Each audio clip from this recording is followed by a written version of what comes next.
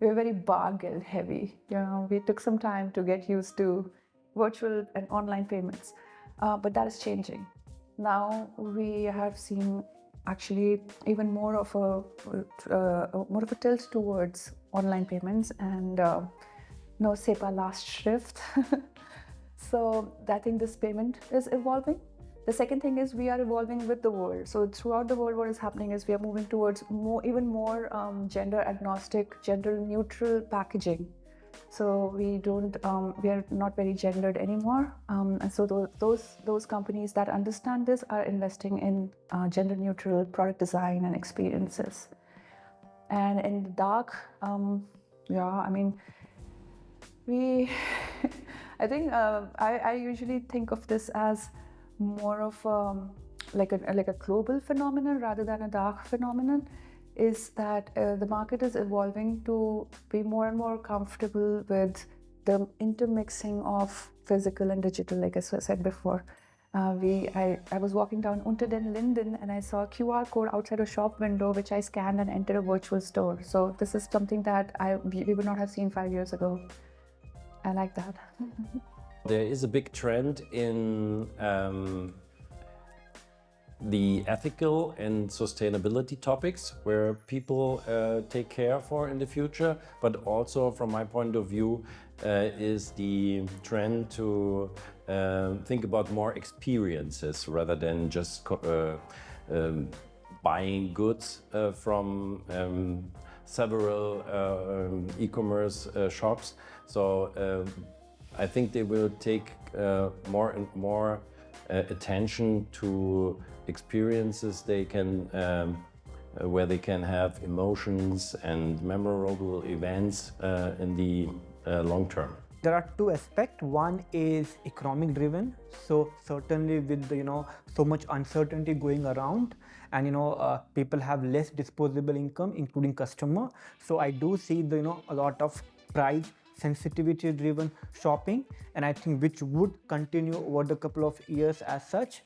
The second, as I say, live commerce. It's something which have a huge potential in Germany market, which is yet to be untapped. It's a little bit related to the overall economic development. We see also at Thomann a trend that premium is still growing. And on the other side, you see the lower priced products, they are also growing. It's a little bit the size of the stuff in the middle, which gets under pressure. This is a tendency that will rather continue and get more significant. And that's the most relevant thing. So you need to really have a very good position. Who do you want to address? And this one-size-fits-all approach, it will not work anymore. Consumer behavior is evolving rapidly over the last years. Consumers want convenience, they want it all, and on demand. So in less than 1 hour in our case. On the one hand, people are very focused on low prices, save money because of the recession. On the other hand, you see that, so for daily goods, we have that, especially there, we have that price restrictive meanings of people. So they care about that. On the other hand, I think they want to be entertained. Shopping should be fun. So if you inspire people and make them buying processes or the roadmap to a purchase more fun, more entertaining, you will catch them anyway. Overall, we're still a bit slow when it comes to the adaptation of digitalization, but I think we have seen great advances in the last years, especially when it comes to buying online, due to the generation Z who are digital natives and are very much used to being in the digital scope or landscape, if you will. I do see actually there is a still continuation of focusing on mobile usage. It's very high.